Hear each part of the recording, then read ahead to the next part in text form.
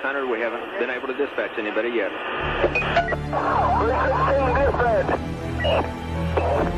601 established command at Censored Harvey.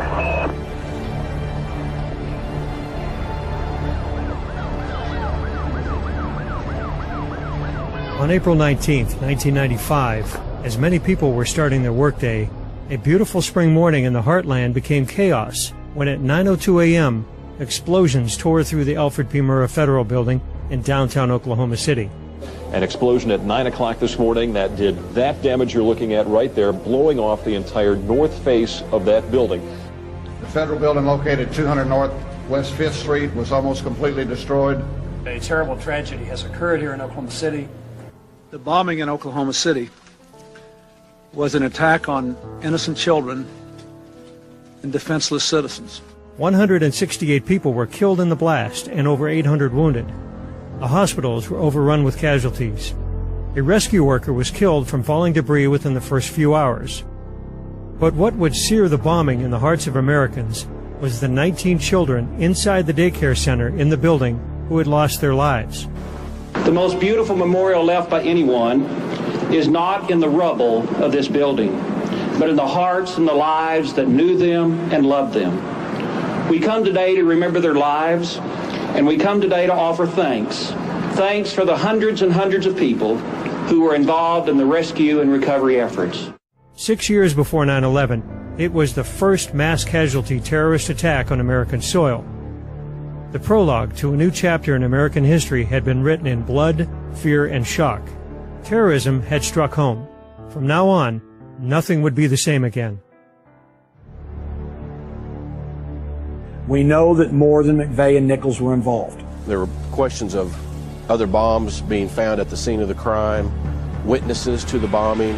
The FBI, like any government agency, is more concerned with power, prestige, maintaining its position, rather than truth and justice. Based on the damage pattern to the building, what the government says is impossible.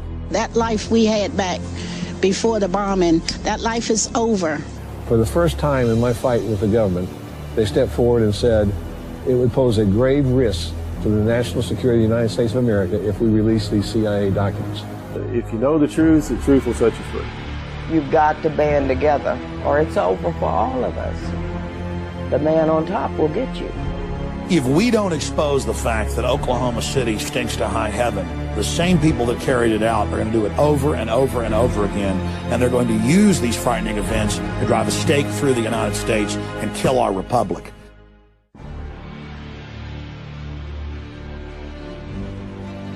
Almost immediately, the Oklahoma City Police Department announced a be-on-the-lookout alert for two Middle Eastern-looking suspects wearing blue jogging suits. Shortly before the bombing, they were seen by a witness running from the Murrah building and getting into a brown pickup truck, then driving away from the scene of the crime. It was soon determined that a truck bomb had exploded directly outside the building. Approximately 200 feet from the bomb crater, a VIN number stamped on a twisted axle identified the vehicle as a Ryder rental truck. Two suspects are in custody this evening in the bombing of Oklahoma City's Murrah Federal Building. Shortly after the bombing, a 26-year-old U.S. Army veteran, Timothy McVeigh, was pulled over by an Oklahoma Highway Patrol officer 60 miles north of Oklahoma City. He was stopped for speeding in his car without a license plate. McVeigh would admit to carrying a concealed handgun and was taken into custody without incident. It was the first time Timothy McVeigh had been arrested in his life. The original alert for two Middle Eastern males had been rescinded within hours of the bombing, and the identification number on the Ryder axle was traced to a rental agency in Kansas. The renter had given a false name, but had listed his address as a farmhouse in Michigan belonging to James Nichols. James's brother, Terry Nichols, was a friend of Tim McVeigh from their time in the U.S. Army. Upon hearing the news that he was wanted for questioning in the bombing, Terry Nichols turned himself in to the Harrington, Kansas Police Department. Within 24 hours after the attack, the FBI had received a tip from a former co-worker of Tim McVeigh in Buffalo, New York. The tipster informed the FBI that McVeigh had often espoused militant anti-government views and that McVeigh was very angry over the siege of the Branch Davidians by federal agents in Waco, Texas, which had ended in a catastrophic fire 2 years to the day before the Oklahoma City bombing. That Friday, they showed the FBI bringing Tim McVeigh out of the jail in Perry, Oklahoma. And that's when I got angry, when I saw that it was an American and it was a Middle Easterners. I had a hard time accepting the fact that that Americans would do that. Americans are supposed to love their children. They are not supposed to murder their children. Shaken, disillusioned, angered that could happen in this country. Upon learning that McVeigh was already in jail, the FBI transferred him to federal custody, and an indictment was issued against Tim McVeigh, Terry Nichols, and others unknown for the bombing of the Murrah Federal Building. Another Army buddy of McVeigh's, Michael Fortier of Kingman, Arizona, was later arrested and charged with having advanced knowledge of the bombing plot. The last thing I remember was being thrown to the center of that room and looking up and looking into the sky, and there was no roof and everything was just suspended up in the air in the sky. When I came to, I stood up, I was facing the south, but all the light was behind me.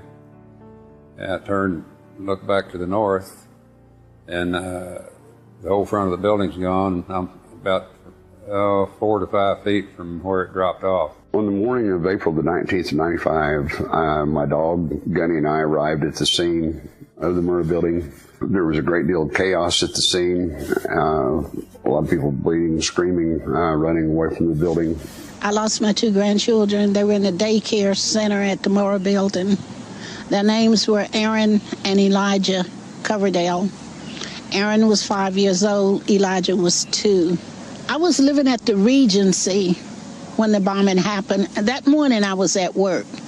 I had custody of Aaron and Elijah, so they lived with me. And I had dropped them off at the daycare center that Wednesday morning. I'd get up in the middle of the night and get in the shower and turn the water on so people wouldn't hear me screaming. And I'd just scream at God and ask him what was wrong. Why were we being punished so? I knew the Coverdale boys, Elijah and Aaron. These 2 boys, they were characters. They, me being single and living in this apartment, I was kind of a party guy at that time, 27 years old. At one point in time, I had promised these 2 boys that I was going to give them some toys. And problem with that, living in the Regency, on the 18th floor, you leave something in your car, you don't want to go back down and get it because it's just a hassle unless it's ice cream. And so I left these toys in the car for the longest time, and I never did get them those toys until, after they passed away, when I gave them to Janie. Well, then I got watching the stuff down on the street, kind of got mesmerized by what was going on down on the street. While I was standing up there, there was a little girl that was taking a photography class at UCO that took a picture of the building, and I was in that picture. You could not see anything in front of you. The smoke was so thick and so black. And the only thing I can tell you is it smelled like sulfur. If you were in a chemistry lab, it smelled like sulfur. And she said, "You can't go that way." And I said, "Why?" She said, "There is nothing out there. It's gone."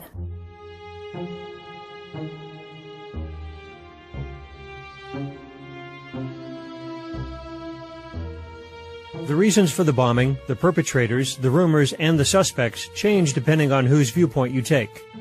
Like all controversial events, some of those closest to the event and farthest away are bound together by their questioning of the official story.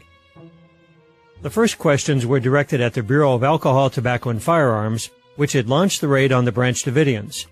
The Oklahoma City office for the ATF was located in the Murrah building and was the supposed target of the attack. Yet, no agents were killed or seriously wounded. Was the ATF office empty that morning? I asked him if I could speak with an ATF officer that worked in the building so I could find out if they knew anything about my wife. And he told me that they were in debriefing, and asked him, you know, I need to talk to one of them, I need to find out something. And he said that none of them had been in the building, so they weren't hurt. They had been tipped by their pagers that morning not to come into work. The ATF told several different stories to explain their agent's curious absence. The most fantastic story was that 2 agents were indeed inside the building and were heroes that day. ATF agent Luke Franey claimed that he was knocked unconscious by the blast and, after an aborted helicopter rescue, crawled onto an outside ledge to escape his office. Franey reported that he then used his martial arts skills to break through several walls and injured his hand. Another agent, Alex McCauley, claimed that he was in an elevator at the time of the bombing. After free-falling for 5 floors, McCauley supposedly broke out and rescued several people. My crews were the crews working on the Murrah building the day of the bombing. Immediately after the bombing, they called me on the radios, and at that point, they were going in to assist with, because the fire department hadn't even got there yet, they were going to check to make sure all the elevators were clear. They weren't aware, because they were coming from the south side, that the building on the north side was gone. So they went in to check the elevators, and that's when they found out how bad the damage was inside the building. None of the elevators went to free fall because the governor overspeeds were not tripped. The safety mechanisms on the bottom of the elevators were not tripped, so none of the elevators had a free fall condition. I think it was McCauley indicated that they were trapped in an elevator. So at the grand jury investigation, once I got the FEMA report that showed which elevator they were in, I said that there's no possible way they could have been in that elevator because my men checked it and it was still locked from the top, and the doors were, the wall had caved in against the doors between floors, so they couldn't have gotten out of the elevator without assistance. Jane Graham worked in the building for over a decade, was vice president of the Federal Employees Union, and has testified before Congress on labor issues. She knew everyone in the building and bore witness to suspicious behavior that morning. On the morning of the bombing, when my husband dropped me off and I got out of the car, as I was walking toward the entrance, there were 2 men standing directly in front of the double doors, and there was a little sitting area there, planter and so forth there in front. They were standing right there on the sidewalk. They had on ATF jackets, which said ATF on them. They were talking to a third gentleman who was dressed in business clothes. And I saw them, their backs were to me, and I thought, they don't normally, you know, all of the people we see go up there to ATF and everything, they're never identifiable. You know, they always are dressed, you know, a lot of them look like drug people and other things, and, you know, but they're certainly not dressed for you to be able to tell who they are. A paramedic who responded to the bombing, Tiffany Bible, confirms that the ATF were not in their office and, in fact, may have been aware of some type of threat that day. In this affidavit, she states that immediately after the bombing, she asked an ATF agent on the scene if any of them were in the building. He responded, "No, we weren't in there today," and that the Murrah building was bombed because of Waco. She further states that within the first 20 minutes of the bombing, she saw at least 8 ATF agents outside the building in clean black jumpsuits. To this day, the ATF has been unwilling to address their prior knowledge of the bombing. Beyond the vague rumors of the significance of April 19th, some federal agencies were aware of an actual threat. One of the most frustrating things about prior knowledge is that the media, some in the media and others would accuse us of saying that the government blew the building up, which we never said, and I do not believe. The U.S. Marshals, responsible for security of federal personnel and facilities, warned that, quote, Islamic terrorists may be planning suicide attacks against federal courthouses and government installations, designed to attract worldwide press attention through the murder of innocent victims. The ATF had placed informant Carol Howe into a white separatist community in eastern Oklahoma called Elohim City. Another ATF agent admitted under oath that one suspect, Andy Strassmeyer, was reported to make, quote, threats to blow up federal buildings, unquote, before the Oklahoma City bombing. Furthermore, Carol Howe actually drove Strassmeyer and other suspects to Oklahoma City to scout bombing targets. Was this the source of the ATF's suspicious behavior the morning of April 19th? U.S. Representative Ernest Istook of Oklahoma also displayed advanced knowledge of the bombing. To my left, from the east, I saw Senator Istook kind of work his way west. Well, he came up to me and we started talking small talk, you know, terrible thing and all this, and really didn't know what much to say. And he said, all of a sudden he made the comment, yeah, we knew this was going to happen. I noticed the lady back behind me by a backhoe, they're taking pictures. She identified herself as an attorney, Lana Tyree, and she was with Ernest Istook. And she made a comment to me that Istook told her that they were aware of a bomb threat since April 9th. You didn't really think much about it until this grand jury and stuff started probing into it, and people were claiming that there wasn't any prior knowledge. I started thinking about it and got with Dave, and we put two and two together, and we said, hey, somebody knew about a prior bomb threat. This ought to be known. Everyone who knows me knows I would not sit idle if I knew about a conspiracy of silence. I would never rest until such a conspiracy was exposed. But I know of no such conspiracy. Istook has denied this evidence under oath, but he has never answered the Oklahoma County Sheriff's deputy's challenge to subject his opposing versions of prior knowledge to polygraph testing.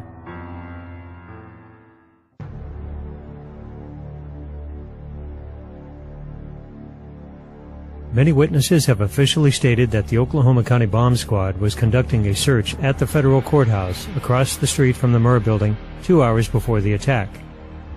Trish Nix, I ran into her. She was another employee there at HUD, and she had asked me if I had seen the bomb squad that morning. And I had said no, I wasn't aware that they had been in the building, and she said yes. She had seen their unit parked in the parking lot of the church across the street. County Appraiser J.D. Reed saw the bomb disposal unit parked outside the courthouse that morning. Despite multiple eyewitnesses, the Sheriff's Department denies this claim. If that building was under threat and they were getting bomb threats, and this was a daily thing or a weekly thing, or if they've gotten many threats or only one, the parents of the children in that daycare deserve to have been notified. People do not keep children in daycares where there are bomb threats made. Under the pressure of mounting evidence, ABC's 2020 reported on many of these puzzling questions a year and a half after the bombing. At issue increasingly for some of the victims and their families, what did authorities know or suspect before the explosion that federal workers and the children arriving at the Murrah building did not know or were not told? There was this fairly large truck with a trailer behind it, and it had a shield on the side of the door, and it said bomb disposal or bomb squad below it. Authorities now claim in federal investigative reports that the huge, ominous truck with its trailer was being used by a deputy to run routine errands. Other documents obtained by 2020 show that someone called the Executive Secretariat's office at the Justice Department in Washington and said the Murrah building had been bombed. But this was 24 minutes before the blast. No action was apparently taken. According to the show's producer, the Justice Department actively intervened to prevent an in-depth follow-up to this segment from airing nationally. 2020 did a 15 or 20 minute segment on prior knowledge that was put together by a guy named Roger Charles. That was so explosive that he was putting together an entire hour or whatever for 2020, which he would tell you. But the feds came in and stopped 2020, wouldn't let them broadcast the larger segment that he put together concerning prior knowledge.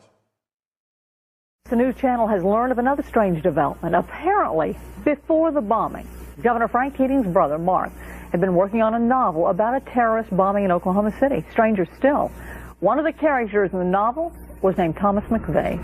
Despite the official denials, the evidence confirms that at least some amount of prior knowledge existed. More ominously, there are suggestions that certain government agencies were fully expecting a bombing to occur that day. The Horse Patrol, interestingly, was a very small unit and was assisted by the county Reserve Mounted Patrol Unit. For whatever reason, on the morning of the bombing, they had been assigned and had already met at the Oklahoma City Equine Canine facility and had prepared their horses, their tack, and uniforms to go downtown for crowd control. Rarely, very rarely would they go down and patrol or work the downtown area for crowd control for anything. The importance of exposing prior knowledge cannot be understated. Those individuals who understood the danger beforehand and did nothing are just as guilty as those who lit the fuse on the bomb.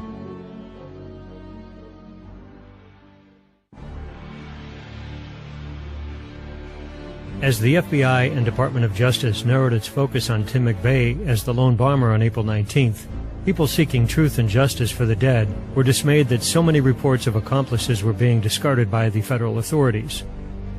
The first sketches of the suspects released by the FBI clearly indicated that 2 people were involved in parking the Ryder truck in front of the Murrah building, and the original BOLA, or Be on the Lookout alert, had mentioned 3 suspects. When the hunt for John Doe number 2 was called off and he was dismissed as a ghost, people who knew for a fact that they had seen McVeigh with other people began to speak out. Did McVeigh act alone? During that time, broadcasts were being made that there was suspects had been observed leaving the scene in a brown pickup. At this time, people were trying to get together on who was going to do what, medical personnel and such. There was a police car sitting to my left, facing west on 5th Street. And as we were all standing there conversing and, people were doing what they were doing, it came out over the radio on this police car that they were looking for a brown truck, an APB for a brown truck. It was quick, but it was heard. I haven't stopped asking questions because I know that we haven't been told the truth.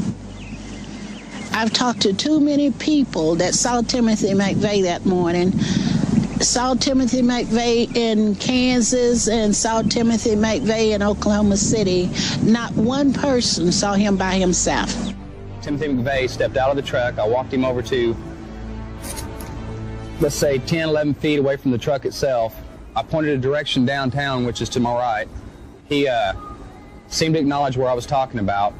At that time, the gentleman walked back to the truck. I talked to him. I also noticed there was a passenger in the truck at that time. And mostly, it was a John Doe 2 thing, because as you remember, it's the greatest manhunt there's ever been. And then all of a sudden, hey, he doesn't even exist. If he doesn't exist, what was the deal about the manhunt? I mean, things like that. That was continually coming out. I know for a fact Timothy McVeigh was with another individual on the morning of April 19th, right before the bombing. Because the evidence is overwhelming and compelling that there were other perpetrators and they were not pursued. In the very early days after the bombing, the decision was made not to pursue any more of those individuals. In the days before the bombing, Tim McVeigh was seen making preparations with other suspects, not Terry Nichols or Michael Fortier, but others unknown, whom the authorities seemed uninterested in finding.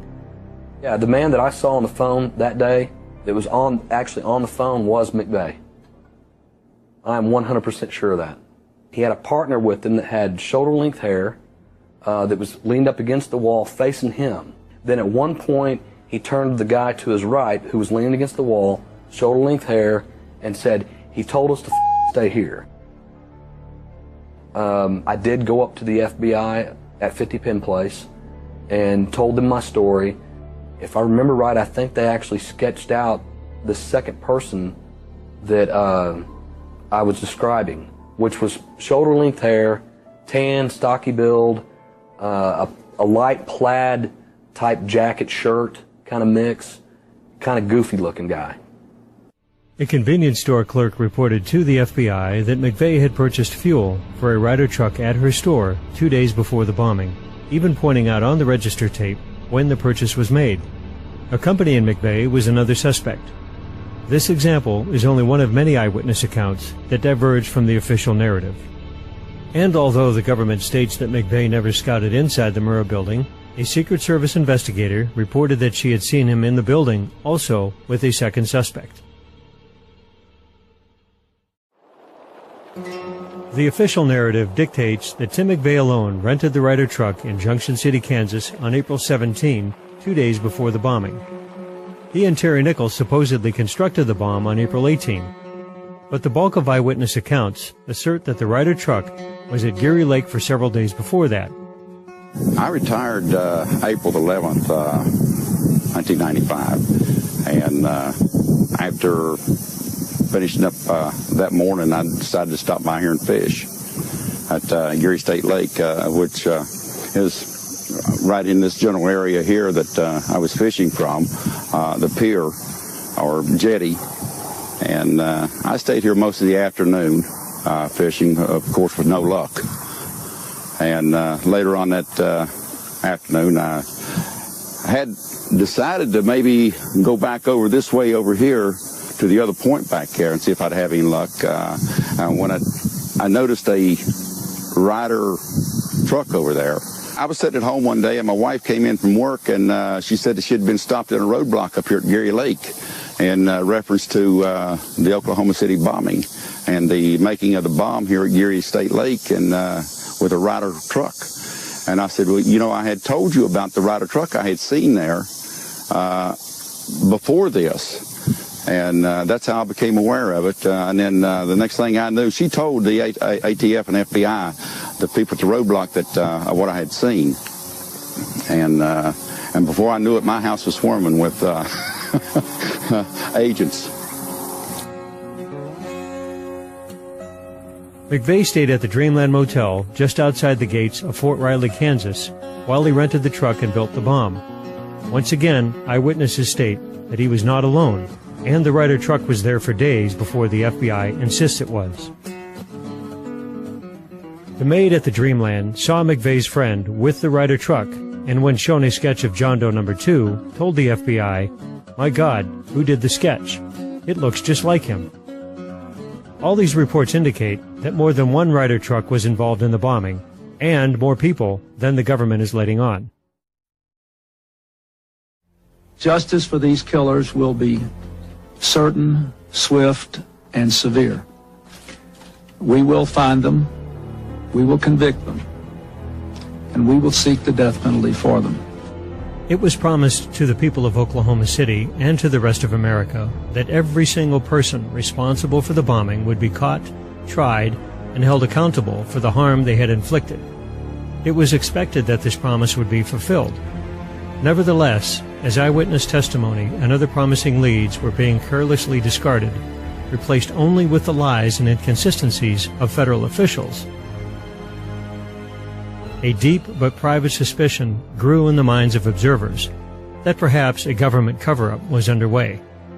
Was this mere incompetence, or was there something else at work here? I was a police officer in the Tulsa Police Department for 27 years. And in 1995, when the Oklahoma City bombing occurred, I was requested by the local FBI office through our chief of police to assist any way I could and look into the bombing, and using my contacts as an investigative journalist, which is what I did on the side, to try to find out anything we could find out about the bombing, McVeigh, Nichols, and just kind of follow the investigation any place it went, just follow the leads. I was still working the case with Janie Davis and David Hoffman, 2 Oklahoma City police officers, and one of them, it was one of the first ones in the building, and he saw some things in the building. He saw the biggest damage to the building was the pit, which was in the back of the building and went down like 2 or 3 floors. He saw all of that, you know. That never came out in the news. It wasn't part of the investigation. It didn't count. In other words, if it didn't fit the mold that the Department of Justice under Janet Reno set for the FBI, then it wasn't put in the case, period. The FBI bragged about its handling of the deadliest terror attack in American history, but gigantic holes in the case were being ignored by the media. McVeigh was first suspected because he rented the truck under the name Robert Kling. One of the first pieces of evidence used to link McVeigh to the bombing was problematic. I went to Junction City. I went out to Elliott's body shop, and I spoke to Mr. Elliott. I told him who I was, and I said, I would like for you to tell me what happened the day Tim came to rent the Ryder truck. And he said, you mean the day Tim and his friend came? And I said, Tim wasn't by himself? He said, no, ma'am. The FBI has been designated by President Clinton as the lead federal agency in this investigation. Incredibly enough, there remains an extra unidentified leg that was found in the rubble. Oklahoma State Medical Examiner Fred Jordan testified in court, "We had 8 people with traumatically amputated left legs. However, we have 9 left legs. We have 1 leg too many." Stephen Jones, McVeigh's defense attorney, detailed in his book, Others Unknown, the significance of this extra leg. Former chief pathologist for Northern Ireland T.K. Marshall performed over 2,500 autopsies on bombing victims and told Jones that, in all the years in Ireland, we identified every innocent person that was killed. There was never an unknown victim. The FBI collected 1,034 fingerprints during their investigation, but an agent admitted under oath that these prints were not run through the National Fingerprint Database. Nikki Deutschman was the jury foreperson for the federal trial of Terry Nichols. I think that the government perhaps really dropped the ball. I think that there were a large number of sightings right around before the week before and the days and months after the bombing, and sketches of people that were recognizable. In this trial, there even was a photograph of someone who may have been involved with mixing the bomb, with putting the bomb together. And that person, it was a photograph from a newspaper. Obviously, that person's identity is known. I think there are other people out there, and decisions were probably made very early on that Tim McVeigh and Terry Nichols were who they were looking for, and the same sort of resources were not used to try to find out who else might be involved. Well, in those first couple of days, especially that first day of the Oklahoma City bombing, there was immediate information that came out about what caused the bombing, witnesses on the scene of the crime, things such as that. And it changed very significantly and drastically as the day went by and the next several days went by. That caused a lot of questions in people's minds about, well, what really happened here? The reason I started doubting the official story that was coming out, you have to understand that the local media were doing a good job the first day. Local law enforcement maybe also, I believe, was doing a good job. But once the feds came in, things started changing. The police and emergency crews are talking about moving us back because of the danger of a possibility of another explosion. I think he said another bomb. Another bomb, move back. Oh my God, another bomb. The fire crews and the various emergency crews are trying to get in, but we keep getting reports that there may be other devices in the area. They will use that trailer. You see the bucket on the back there, sort of, this is how they would transport the explosive device away from this populated area to try to do something with it. There were 2 unexploded devices discovered subsequent to the initial explosion. A second bomb was found on the east side of that building. A bomb squad is on the scene. That second bomb has not exploded. We don't know quite the status yet, if they've managed to defuse it, but it has been confirmed. There have been reports of 2 explosive devices, unexploded explosive devices. 2 different explosive devices were found in addition to the one that went off.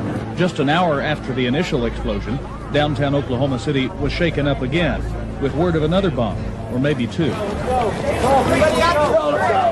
They've had to back off a couple times because they found, I guess, 2 or 3 other bombs, or at least explosive devices down there that they've had to defuse. They shut down our operation for about 20-30 minutes because of that, and that was very frustrating because we were right at the point where we had people and we had to leave them. The first bomb that was in the federal building did go off. It did the damage that you see right there. The second explosive was found and diffused. The Oklahoma City bombing was one of the first big stories that I covered, and it was just shocking to know it was an inside job and to know that the media was involved in the cover-up and that the mainstream television stations there in Oklahoma City knew what had really happened. And then years later, I was able to actually talk to some of those reporters, and they discussed how they were told to shut up. I mean, it just showed how people were so willing to be part of the cover-up just because the truth was so frightening. And that's really why we become so enslaved, is that we just give in to the lies, and they start little, but they get bigger and bigger. It's amazing when everyone who can see an event and that gets changed into something else simply because the media presents it that way. That means the media is complicit in the cover-up. They're not hapless. They're not ignorant. How come I can figure this out and CNN can't? The controlled corporate mainstream media is essential to a cover-up like Oklahoma City being successful. And that's why the mainstream media has lost so much credibility. Because all over the nation, people have seen things like Oklahoma City over and over again, where you see the live footage, you see them removing the bombs, you see the governor admitting it. And then later the media says, we never said that. That's what conspiracy theorists say. At first, the media reported on some of these bothersome pieces of evidence, but they became little more than parrots for the Justice Department as the official story was railroaded into the public mind. Been listening to Mike McCurry, President Clinton's spokesperson at the White House. Apparently at this point we know a little bit more than the White House does, because we have been able to confirm that it was a car explosion. That word coming to us from Mayor Ron Norick earlier, 1,200 pounds of explosives parked out in front of the federal building. And ATF has confirmed that as well. Who's going to investigate the investigators? Who's going to investigate the prosecutors? Who's going to hold them accountable? Who's going to hold us public officials accountable?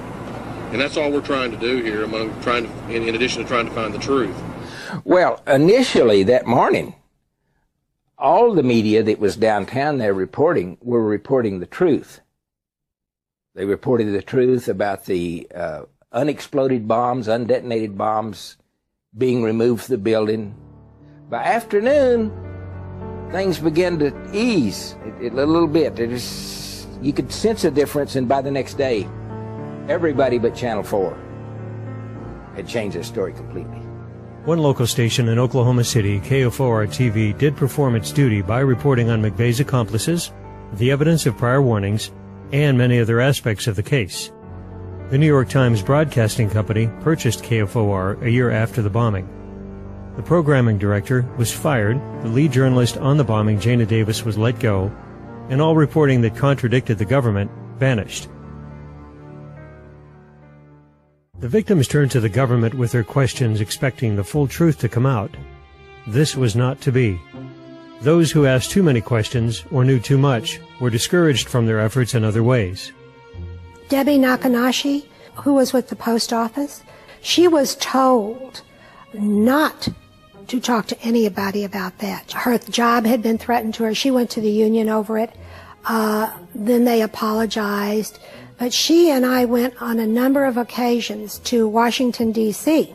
We tried to see every senator and every congressman from Oklahoma. Not one would give us an interview.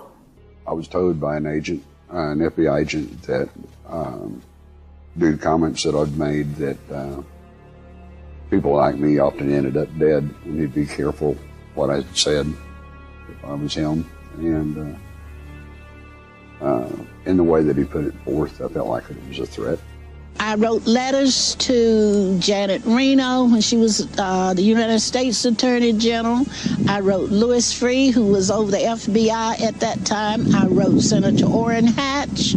I wrote everybody I could think of asking for help. Nothing was done.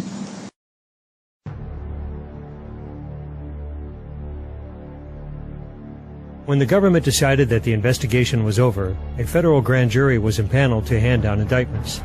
This is usually a straightforward process. But the federal prosecutors were not counting on one grand juror, Hoppy Heidelberg, to actually ask questions of his own. My name is Hoppy Heidelberg, and I served on the federal grand jury that was supposed to investigate the Murrah Building bombing in Oklahoma City back in 1995. Actually, the grand jury has two responsibilities that are outlined in this book. The first one is says the grand jury operates as a sword, authorizing the government's prosecution of suspected criminals, and also as a shield, protecting citizens from unwarranted or inappropriate prosecutions. Now, that's not something the media or the government ever points out, but that was actually the reason for a grand jury in the first place, to protect citizens from the Crown, who at the time had a habit of prosecuting their political enemies or anybody they chose for any reason. The grand jury, our grand jury, that was supposed to be calling witnesses, were not allowed to call any. And it was my letter to the judge telling him that and demanding that we be allowed to call witnesses that got me excused from the grand jury. What you will hear and what they say that's a lie is that the grand jury foreman is the only one that has the right to do this or that. And that's not true. According to the book, any member can demand anything he wants for any reason. It can be just his personal opinion. It can be from information he gets. And of course, they tell us, well, you can't watch TV or you can't read the paper. That's nonsense. That's nonsense. Grand jurors need to be well informed if they're going to do their job properly. See, we were never allowed to see the photo evidence from the cameras on the Murrah building that would have shown the truck being parked and the people who got out of the truck. That's all on tape. And we were authorized to see all of that, but we weren't allowed to see it. And in fact, nobody's been allowed to see it. All those tapes have been kept under wraps for 15 years. It was just too important to the American people to know what happened there for me to keep quiet, because nobody else was going to speak up. The other grand jurors were petrified because they observed on a daily basis the kind of intimidation tactics that were used by the Department of Justice attorneys to attempt to keep me under control. And when they found out about the FBI visits to my home, I really shook them up. Now they're even scared to talk to me in the men's room. Hoppy will never be silenced. In 1998, he ran as an independent candidate for governor of Oklahoma, intent on reopening the investigation into the bombing. After being excluded from the gubernatorial debate, Hoppy walked on stage to ask Governor Frank Keating why. Y'all both are on record as saying that you think I should participate. Do you still believe that?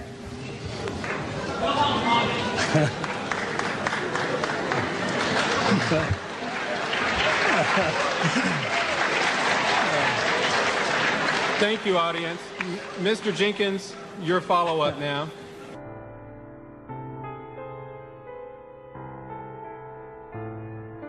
Two years after the bombing, the trial of Tim McVeigh began in Denver, Colorado. The trial had been moved out of Oklahoma despite the constitutional mandate that federal crimes must be tried in the district in which they occurred. The truth seekers were assured that all of their questions would be answered in court. The trial was not handled appropriately. It was handled in a way that was very prejudiced against the defendants. If you look at what Judge Maitch did concerning prejudicing the jury toward the people that were being prosecuted, by 2 weeks he showed them pictures of dead babies and blood and guts, and which is all basically, in my understanding of the law, illegal to prejudice the jury like that. Yet they did that kind of stuff apparently on purpose. I was told that by the U.S. attorney that if I attended the trials in Denver, that all of my questions would be answered. I gave up everything I had, my apartment and everything, and I moved to Denver. And I attended both trials, and by the time Terry Nichols' trial was over, I had more questions and no answers. The trial lasted 3 weeks. In contrast, the O.J. Simpson trial in 1995 had lasted 9 months. The jury deliberated for less than 24 hours and sentenced Tim McVeigh to death. McVeigh waived all his appeals and was fast-tracked to be the first federal prisoner executed in decades.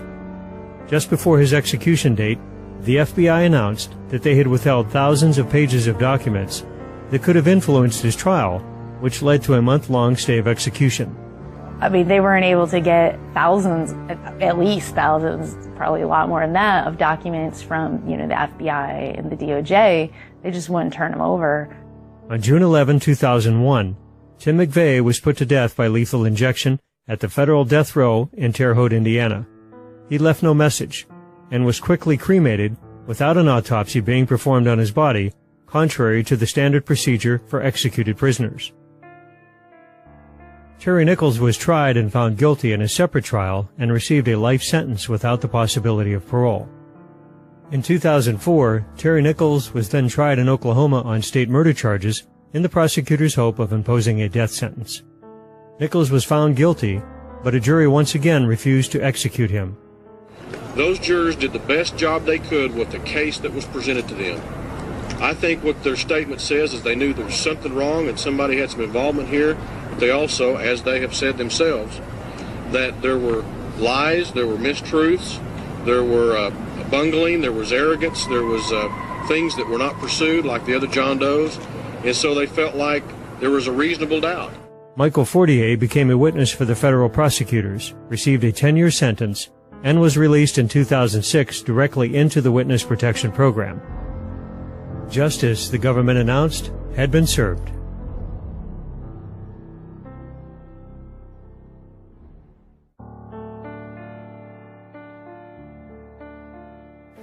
And I know tomorrow will be the same, 'cause we've got a life of love that won't never change. Hey, my dad's good. Don't listen.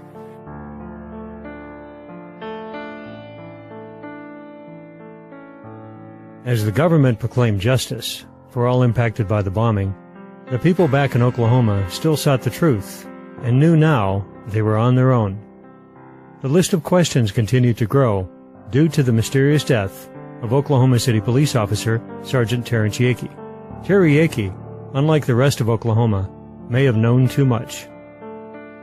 Officer Yakey was just over 30 years old at the time of the bombing. The morning of the bombing, he was issuing a traffic ticket near the Civic Center Music Hall, which is about 4 blocks to the west of where the Murray Building stood. He dropped the ticket book, let the woman go, and says, I have to obviously attend to other things. He heard the multiple blasts coming from the Murray Building. Sped up there in his black and white squad car and immediately started pulling out the first of 8 people. Mr. Tom Hall being the first, a former employee of the GSA.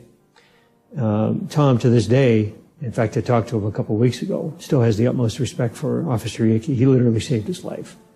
Officer Yakey, being an astute police officer for 7 years, veteran of the Oklahoma City Police Department, knew that something was horribly wrong.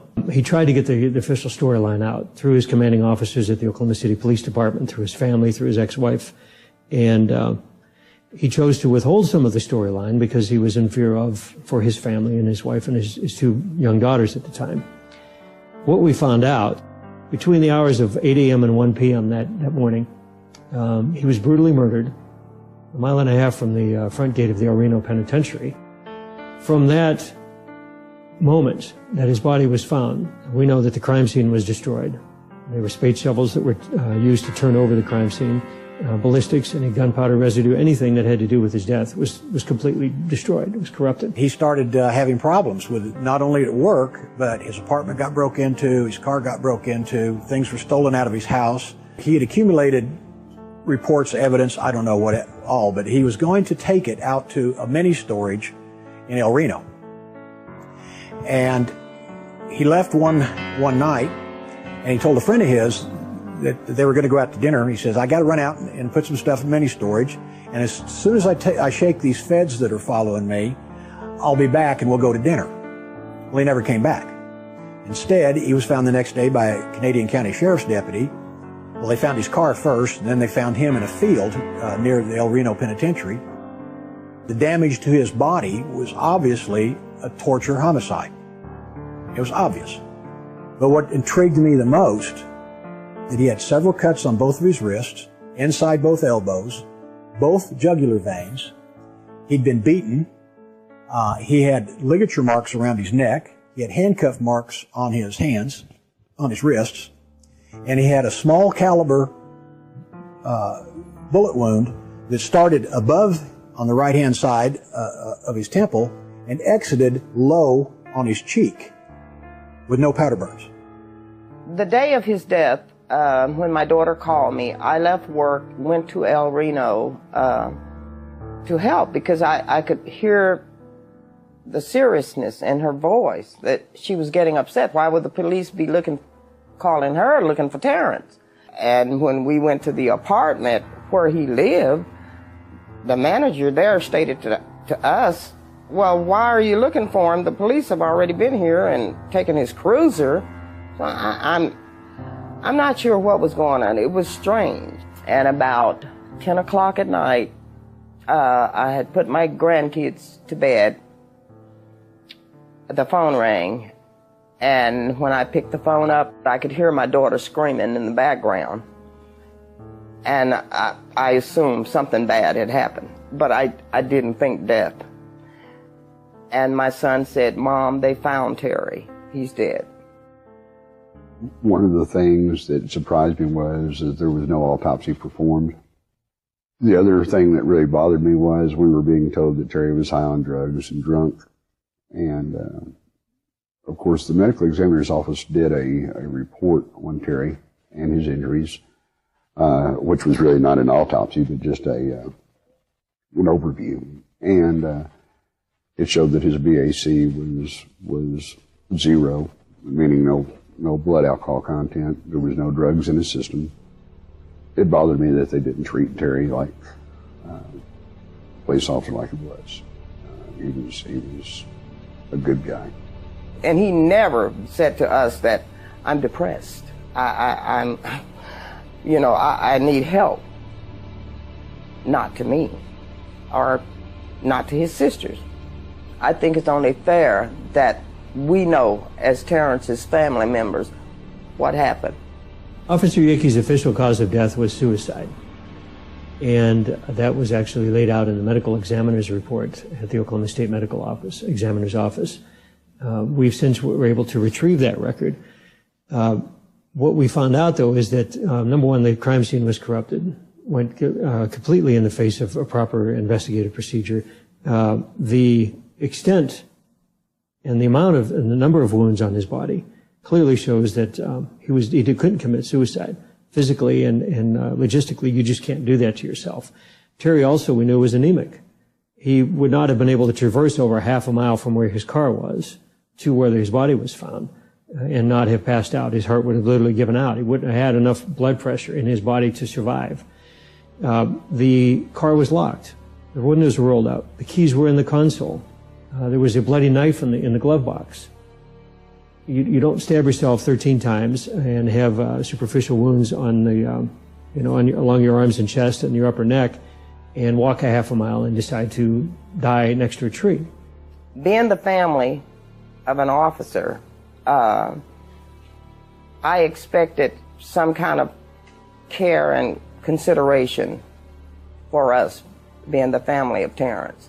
There was another detective by the name of Mullinex that told my daughter that she looked at too many movies and she needed to see a psychiatrist. When we were asking questions, wanting to know about his belongings, wanting to know about things that happened during the course of where they say they found my son. And I don't think this was very kind of them and considerate of us being family, that they should have talked to us like that. But they did. And as far as I'm concerned, that made me more suspicious of what happened to my son. The brutal torture and murder of Terry Yakee served not only to silence his voice, but the voices of other first responders who may have seen something that would shed light on what really happened. Those who keep their silence know exactly what Terry saw, but he will never be forgotten by those who ask questions and demand answers.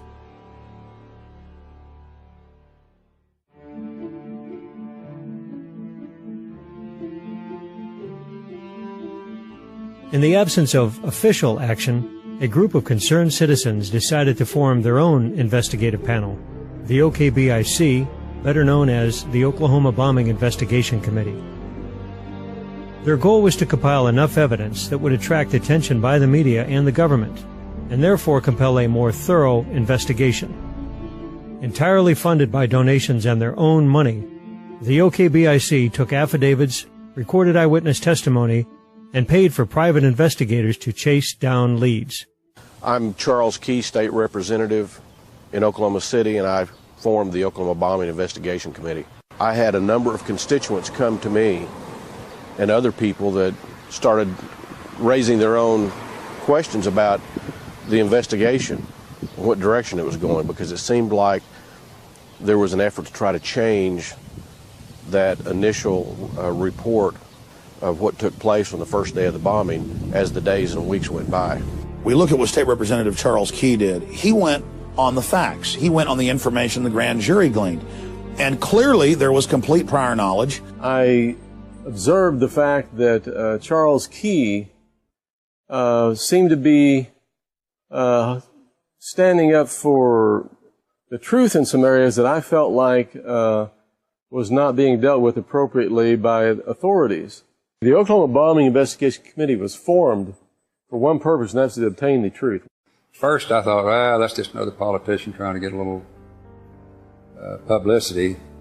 Then when I met them, met Charles Key and Colonel Wallace and Dale Phillips, found out that they were for real, and they asked me if I would join them, and I agreed to join them.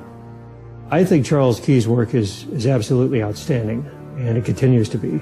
Even to this day, we're looking at 16 years on almost, coming this April. Charles took a lot of risks.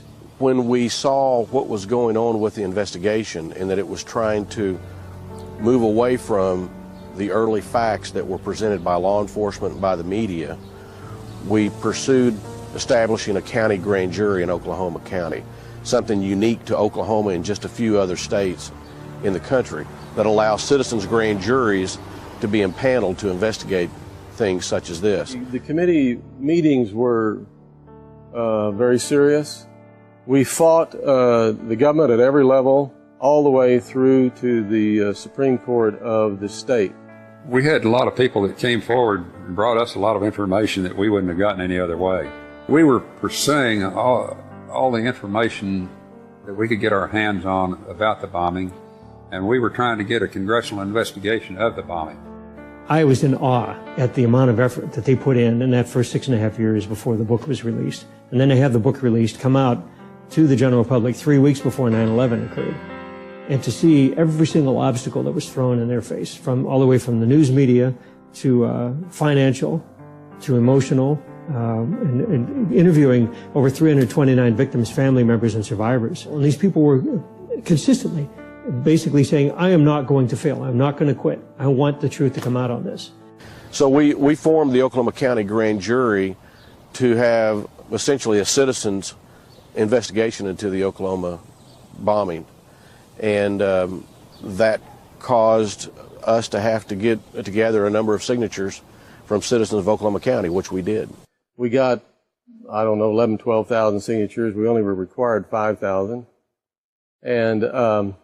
And by getting all those signatures, getting them validated and everything, we then got an X amount of money, a lot of money, and the opportunity to set up a grand jury. Well, they turned the grand jury over to our enemy, which was Bob Macy, and basically gave him the money, and then he proceeded to investigate us. I wrote a letter to the district attorney, Macy, told him what I had seen and that I wanted to testify in the grand jury.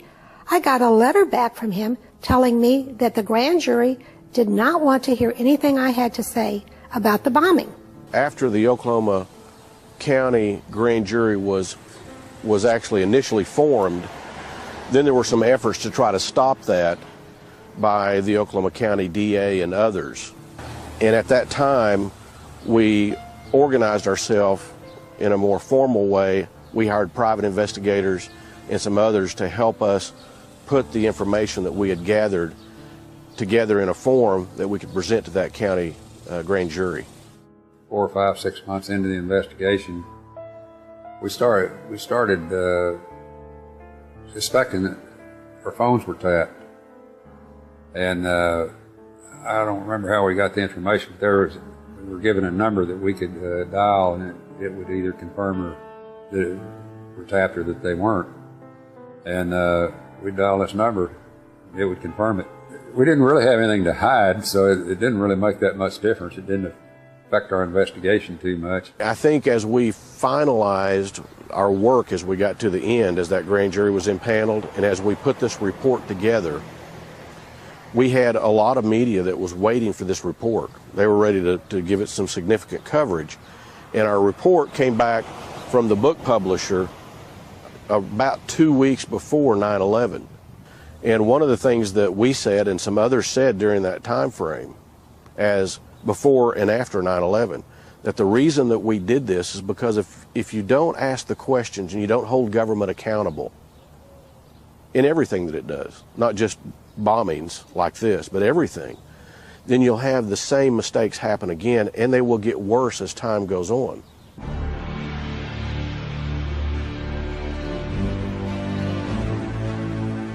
The official story dictated that the Ryder truck packed with 1,200 pounds of ammonium nitrate fertilizer and fuel oil, called ANFO, detonated on the northeast side of the building and was responsible for all the damage.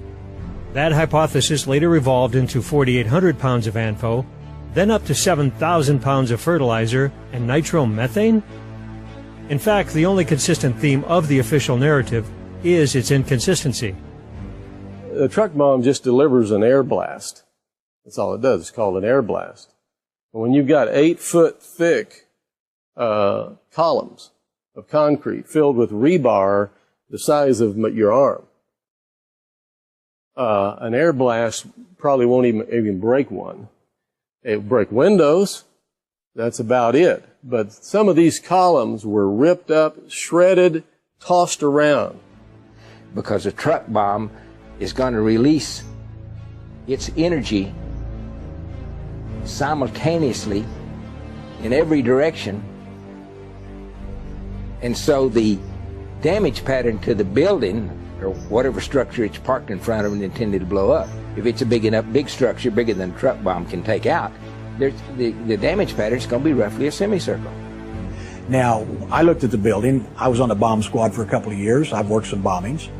And I looked at the building, and I knew that the damage done to that building couldn't have come from a truck with ANFO in it.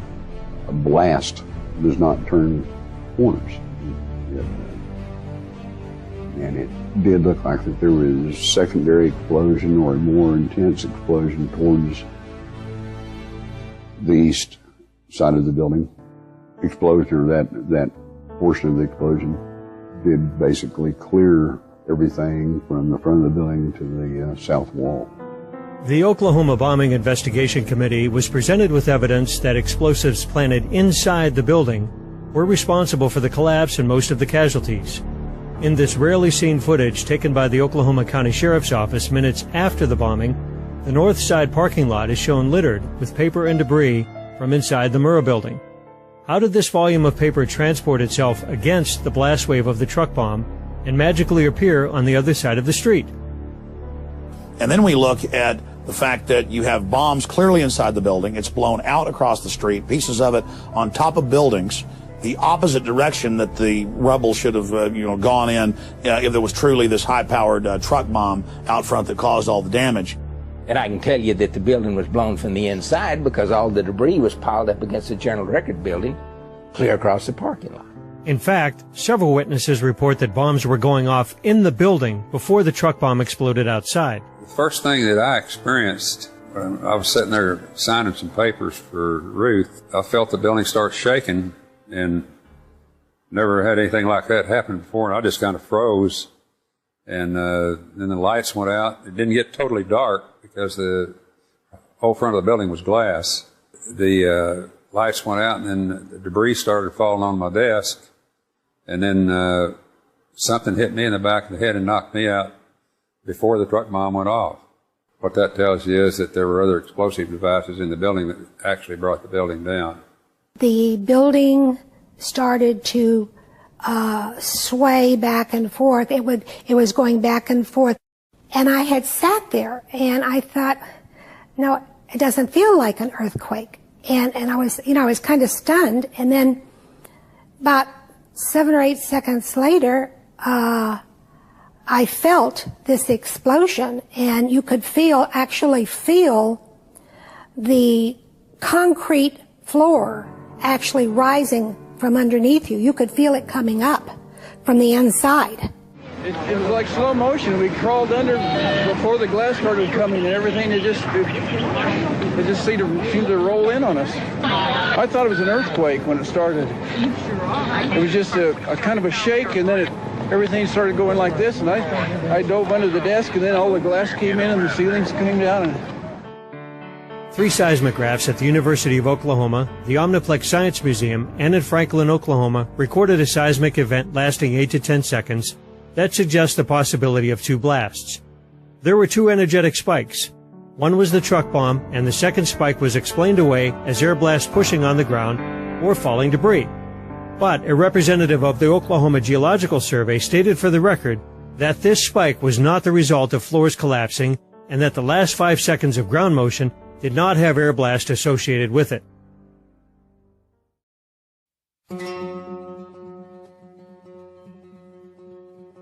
The Khobar Towers bombing in 1996 in Saudi Arabia killed 19 U.S. airmen. That bomb was several times larger than the bomb supposed to have been used in Oklahoma. It left a huge 85-foot crater, yet there was no major structural damage on the simple slab building. What happened in Oklahoma City to cause the major horizontal support beam to fail and the complete failure of these 2 series of columns on the east side of the building? This collapse was responsible for most of the casualties. The crater, when seen from above, is offset from the major structural damage in the building. For some reason, the official story has inflated the size of this crater. The bomb, at least I've seen where the reports from the different agencies have said the bomb extended from the cab to the tail of the truck. And one of the things that really bothers me about that is the rear axle from the truck went down and collided with the car in front of the Regency Tower about 1.5 blocks away. The front axle of the truck was hurled eastbound and struck a parking meter about 1.5 blocks away in front of the YMCA building. If the bomb was that big that rear axle would have been driven into the crater, and instead of being split apart as they were, and the truck bomb itself to me had to be between the 2 axles. It could not have been over that rear axle. I was surprised from even the FEMA report and the published reports that nobody could determine what the size of the crater was, and that's one of the things I brought up at the grand jury investigation, is that the crater was half the size that they had proposed in the FEMA report. The crater had a 5-gallon bucket sitting next to it after they had it uncovered, and you could extrapolate from the size of that bucket to the size of the hole as to what the size of the crater was, and it was approximately 16 feet across. August 24, 1970. It was a Monday morning. Carlton Armstrong, his brother Dwight, and 2 other perpetrators, Leo Burt and one other individual, drove up to the side of the Sterling Hall. It was a math research building. Dow Chemical had their offices there. It was federal government as well as the university faculty that worked there. And they had drove a Ford Econoline van stolen from a math professor, laden with 4 metal drums, 50-gallon drums full of ammonium nitrate and fuel oil. The Sterling Hall bombing consisted of 2,000 pounds of ANFO, and it was set off right next to the building. The windows were blown in, the facade was damaged, but there was no structural damage. In fact, the Army Math Lab was closed for only 1 day. In Oklahoma City, a similar ANFO bomb detonated 15 feet away from a much more robust structure and inflicted massive structural damage. What that case did was it was a bellwether. It set a standard for us to look at. It says, okay, if ANFO was in fact used in Oklahoma City, why did it not have the characteristics of what occurred in Madison? Furthermore, the signature of an ANFO explosion is nitric oxide, a noxious gas. There was certainly no fertilizer bomb. We know that because there was no ammonia gas in the air. In every other explosion, and some students blew up and did make an ammonium nitrate bomb, but everybody who rushed to that building after the explosion had to be hospitalized. If you ever smelled ammonia strongly, and you're talking about going into a horse trade or something like that, that's not strong, but that'll gag you. It will sear your lungs. I mean, everybody that smelled that ammonia gas after the ammonium nitrate bomb at that university had to be hospitalized. it would have been 30 minutes or an hour, depending on how hard the wind was blowing, before anybody could have even approached the Murrah building if there had been an ammonium nitrate bomb. There were other search and rescue personnel that were down there immediately from St. Anthony's Hospital and nearby, as well as office employees from the surrounding offices. They would have approached the crime scene and buckled over almost immediately, vomiting violently, if there was ammonium nitrate gas. There wasn't. I was watching General Parton, the former head of Air Force Weapons Development, point out that the building was blown out, that it wasn't the signature of an ammonium nitrate fertilizer bomb, that there had been a cover-up. The damaged Murrah building drew the attention of retired General Benton K. Parton, former director of the Air Force Armaments Laboratory. General Parton spent his career conducting bomb damage analysis with explosives for the military. General Parton came to Oklahoma City, examined the available evidence, and rendered a conclusion far different than the story being pandered by the government and media. I spent over 30 years in the Air Force. Most of that was in research and development. I went to a 2-year graduate program, 8 quarters of armament engineering graduates, the first course that was ever set up. And after that, I worked at the Ballistic Research Laboratories at Aberdeen, which was 2 years of hands-on work designing, developing continuous rod warheads for the Bomark missile and other weapon systems. Well, the truck bomb, even though it was fairly massive, was somewhat removed from some of the structures that were damaged. It clearly had some what you call broussance damage, where the blast pressure was way above what you would expect to get from the truck at that distance. Broussance damage is that caused by an explosive whose blast wave is powerful enough to shatter and destroy the material affected. The problem with the failed columns at the Murrah building is at that distance, the air blast from an ANFO bomb would have been 10 times less powerful than what was needed to dissolve the concrete and cut the rebar. Those columns, had they failed due to air blast, should have broken with sharp chunks of concrete connected by rebar, not sheared off at critical points. Broussance damage indicates contact explosives placed directly on the beams. Even more perplexing is the total collapse of column B3, which caused the floors on the east side to pancake onto one another. The building was gutted to within feet of the other side. Column B4, closer to the truck bomb, is completely intact. Yet we are supposed to believe that a blast wave traveled through B4, leaving the sheetrock almost untouched, and completely destroyed the column farther away. And most of the front columns were destroyed when the supporting header beam failed. But the cause of failure, supposedly being air blast, should have thrown it into the building. Instead, it fell straight down and rolled towards the crater. General Parton's report was conclusive. The Murrah Federal Building was not destroyed by one sole truck bomb. The major factor in its destruction appears to have been detonation of explosives carefully placed at 4 critical junctures on supporting columns within the building. Many independent experts concurred with the Parton report. Sam Cohen, inventor of the neutron bomb, issued this statement. I believe that the demolition charges in the building that were placed inside at certain key concrete columns did the primary damage to the Murrah Federal Building. It would have been absolutely impossible and against the laws of nature for a truck full of fertilizer and oil, no matter how much was used, to bring the building down. The FBI put all their weight behind the lone bomber theory and tailored the evidence to fit that scenario. Dr. Frederick Whitehurst, a supervisor at the FBI crime lab, turned whistleblower over the Bureau's handling of the evidence in the Oklahoma City bombing. Released a report today condemning the FBI crime lab for mishandling evidence and for slanting its analysis. The report is expected to specifically criticize the lab's handling of the Oklahoma City and World Trade Center bombing cases. It was the allegations of FBI whistleblower Frederick Whitehurst that sparked that investigation. Forced to resign, Dr. Whitehurst testified in Terry Nichols' trial that a fellow FBI chemist had changed his findings and lied under oath after meeting with federal prosecutors. The Office of the Inspector General, or OIG, investigated Whitehurst's charges and issued a report which concluded that the FBI crime lab had improperly identified the characteristics of ANFO, the weight of the bomb, the detonation system, and even what kind of explosive was used.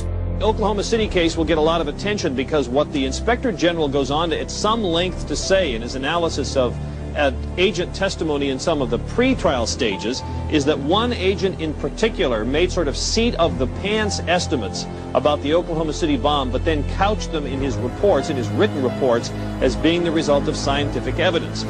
The FBI laboratory has billed itself for many, many years as the premier forensic laboratory in the world. The people that did the things they did knew doggone well what they were doing. The Wright Armament Laboratory at Eglin Air Force Base conducted a series of explosive tests to compare their data to the bombing in Oklahoma. The Eglin test structure was a simple 3-story concrete slab building with no support columns. The engineers at Eglin tried to recreate the truck bomb as McVeigh and the FBI claimed it was constructed, with 4,000 pounds of ANFO packed into a dozen barrels. But they found that each barrel acted as a separate bomb, canceling out the explosive force of each other and pushing most of the blast upwards. So they constructed a single more powerful bomb and exploded it outside the target building to test the effects of air blast. They found that their weaker test structure suffered less damage from a more powerful bomb than was supposedly used at Oklahoma City. The report for the Wright Laboratory at Eglin Air Force Base concluded the damage at the Murrah Federal Building is not the result of the truck bomb itself, but rather due to other factors such as locally placed charges within the building. The evidence is undeniable, despite the pleas of the official story, that the Wright truck bomb was not the sole cause of destruction that day, that there were bombs placed inside the building, which caused the brunt of casualties as floors collapsed on helpless victims.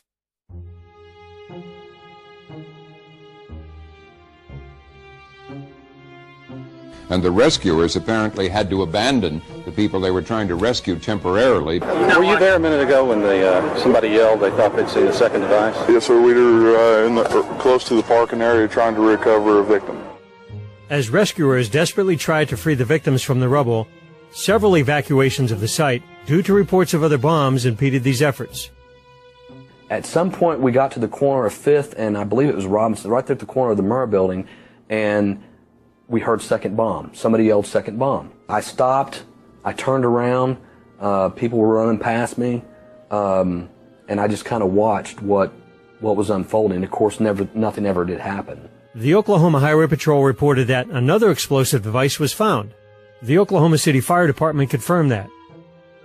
Defense Department logs recorded that a second bomb was disarmed, a third bomb was evacuated.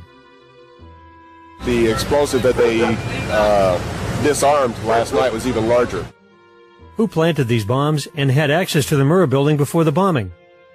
A deputy sheriff recorded this footage during one of the evacuations. Here the ATF is seen pulling out several weapons and blocks of what appeared to be plastic explosive. Was this the source of the bomb scare, or did this ordnance come from an illegal armory that witnesses report the ATF kept in the Murrah building? The ATF denies they kept any weapons or explosives in the building. Day 1, hour 2 of the bombing, the most significant event that happened is when they said they found other bombs in the building. The second most significant event was when they moved everybody back and held them back. There were still people alive trapped in the building, but they came in with 2 trucks and backed them up to the Murrah building, and a bunch of these guys dressed in blue jackets with no letters on the back started taking boxes of files out and putting them on this truck. We were told by a blonde female agent that there were files so serious to the government that until those files were located, there would not be any recovery effort. If you remember the Whitewater investigation in Arkansas, all the paperwork was stored in the Murrah building. They had FBI agents over in the fields to the west of the Murrah building picking up paper almost all day long. And it was during this time that early in the investigation that I started receiving some various phone calls. One of them was a phone call from Little Rock, Arkansas. The guy said that he was a federal agent. He was not an FBI agent. He was not ATF. But what he did say was during their investigation of the Clintons, on all the drug running that went through Mena, Arkansas, and Lassiter's Ranch and all of that stuff that was going on at the time during Iran-Contra, that those records, when Clinton went to Washington, were transferred from there to the Murrah building. Because of the additional bomb threats or because the building was unstable and the firefighters couldn't get to them. So a lot of patients I think were lost that could have been saved. After rescue and recovery had been halted, The building was prepped for demolition even though all the bodies had not been recovered, and despite the architect's report that it could be rebuilt. The investigative team from the American Society of Civil Engineers was not allowed on site. The defense lawyers for McVeigh were able to visit the site one time, but even then, they were not allowed to view the crater. They were going to halt it on the 29th of April. They were going to halt the recovery and prepare the building to be imploded. We went back in after the final demolition to relocate 2 victims that we knew that we had left, and the possibility of a 3rd victim, which we also located him.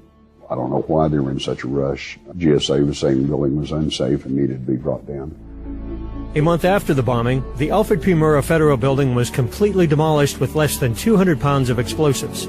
The wreckage was buried under armed guard, and one can only think that certain officials breathed a sigh of relief as the outstanding counterpoint to the official story disappeared in a cloud of dust.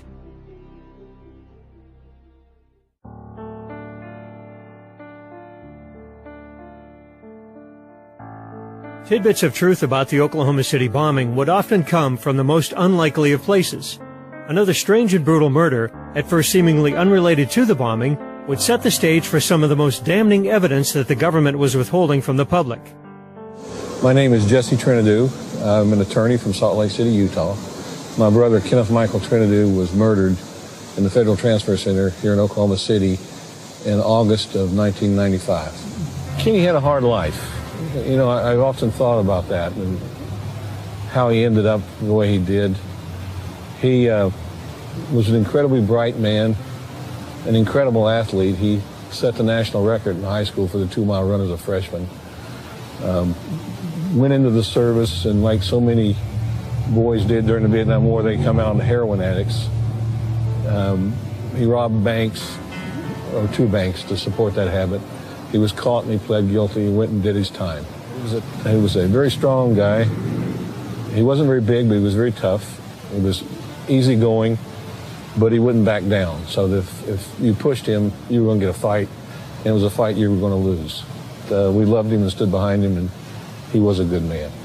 Kenny was supposedly arrested for a probation violation and sent to Oklahoma City at the transfer center for a probation hearing. We now know that that's crap. I said to him, Kenny, what are you doing there? And he said, well, they sent me back here for a probation hearing. And we talked about getting him a lawyer and the fact that we didn't expect him to do more than a couple months. And so my mother called me at work. It was about 7 in the morning and told me that, and I couldn't believe it. And that Kenny supposedly killed himself because I had just spoken with him the night before. There's no way in hell he would have killed himself. This was not a guy who kills himself. I mean, his life is the best it's ever been.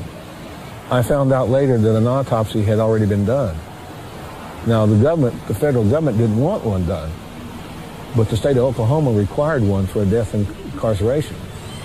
So the federal government didn't know that there was an autopsy done, and did not want the autopsy done. And the federal government went twice to the medical examiner's office asking to have Kenny cremated. It took a week to get his body released and home. And I kept getting the runaround from the federal government, and finally I just screamed into the phone one day, why don't you keep him? And when the body comes home, it's totally made up, so you can't see the wounds. He was beaten head to toe. His skull was smashed in 3 places. The soles of his feet had been beaten. You could see the fingerprint bruises on his arm where he'd been held. His throat was cut, and he'd been strangled. And the federal government said it was a suicide by hanging. When his body's turned over to the medical examiner, 2 hours later, he's wearing nothing but boxer shorts. The government said they don't know what happened to the clothes. They cleaned the cell that morning, so the medical examiner can't do an examination of it. And the medical examiner is not allowed into the cell for 6 months. And when he finally is allowed in, he does a test that's called luminol that will reveal the presence of blood. And Fred Jordan told me that the cell lit up like a Christmas tree. The logbooks involving my brother disappeared. The ones that didn't disappear, the pages from the logbooks are missing. the crime scene photographs disappear. The negatives of the crime scene photographs disappear. The video camera supposedly malfunctions. Within an hour of death, he'd consumed the equivalent of 30 bottles of Coca-Cola. And Dr. Jordan told me that caffeine is used in a lot of countries, like third world countries, to enhance pain under torture. And he also told me that the beatings on the soles of the feet were indicative of torture. And I believe it was the FBI. I firmly believe that for a lot of reasons. Now, I didn't start out believing that. I started out trusting them until I could see what they were doing.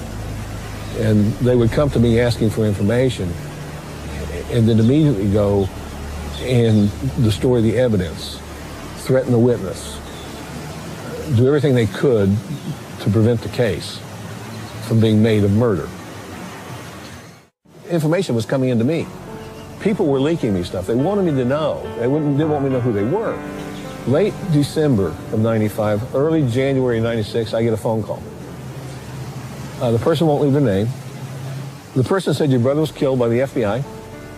They said it was an interrogation that went bad.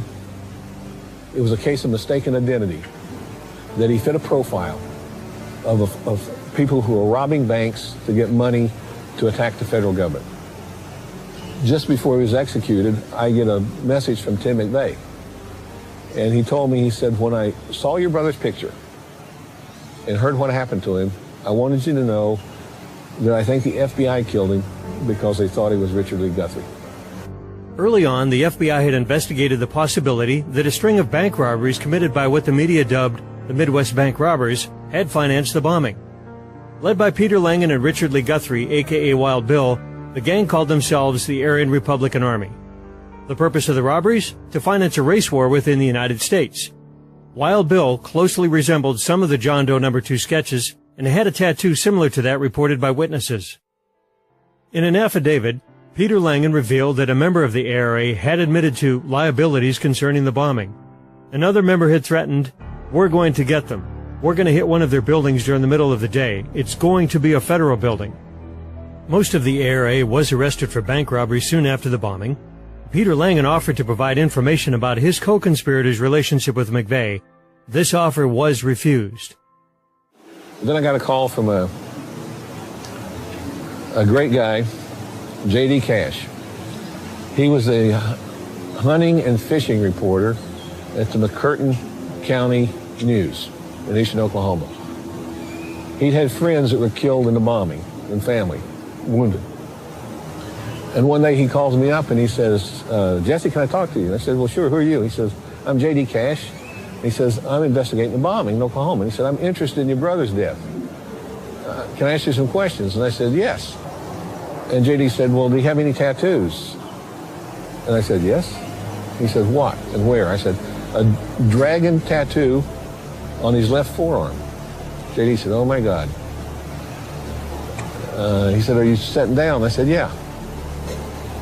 He said, "Let me tell you this." He said, "When your brother was picked up and sent to Oklahoma, the largest manhunt in American history was in place for John Doe 2.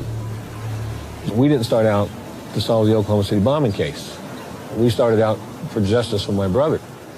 But every lead, every trail, every bit of important evidence has brought us to the Oklahoma City bombing." Now, the Freedom of Information Act is an act Congress passes that says the government's supposed to turn over documents and information to you that you request, unless there's a good reason not to, such as national security. I bring the first FOIA suit saying I want all documents showing a link between the FBI and the Southern Poverty Law Center and the Oklahoma City bombing. And the FBI comes back and says there are no documents. They didn't know that I'd been leaked 2 teletypes from FBI Director Louis Freeh, then Director Louis Freeh, talking about Elohim City, talking about informants, talking about the Southern Poverty Law Center, talking about the fact that McVeigh had called Elohim City 2 days before the bombing asking for more help. So I sue them, and they walk in the court and they tell the federal judge there's no documents. Well, I file those too. The federal judge looks at him and he says, you go back and you do a manual search and you bring everything you find back in the court. Well, then they come back and plead with the judge and they say, Judge, we promised anonymity. And if we have to disclose these documents, it will reveal their names and their lives will be in jeopardy. German citizen Andreas Karl Strassmeyer, a.k.a. Andy the German, came to the U.S. in the early 90s. Professing neo-Nazi beliefs, he moved to LOM City, becoming their chief of security. He was reported by ATF informant Carol Howe and others to make threats about bombing federal buildings and assassinations of public officials. It is known that McVeigh called LOM City twice, looking for the mysterious German, when members of the ARA were living with Strassmeyer. McVeigh also attempted to reach Andy's attorney Kirk Lyons by phone in the days before the bombing. We started looking at Strassmeyer real hard, and this guy didn't add up either. He was on special assignment and disappears and shows up in LOM City. He came in through Texas and was placed at LOM City. Now, why LOM City? I mean, nobody in Germany, if I haven't heard of LOM City and I live in Oklahoma, how does anybody in Germany hear of this place? Well, evidently, it was from a lawyer named Kirk Lyons.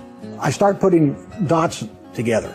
I start finding out who these people are and who they know and who they run with and what their background and what their history is, and we create a picture from this.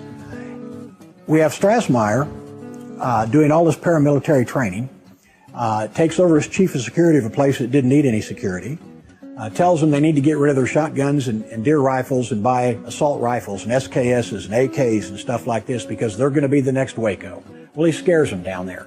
They don't know what to do, so they start, gearing up for the last days of the book of Revelation. Strassmeyer is an interesting character, these documents we got from the court. It's my understanding he's a German intelligence officer.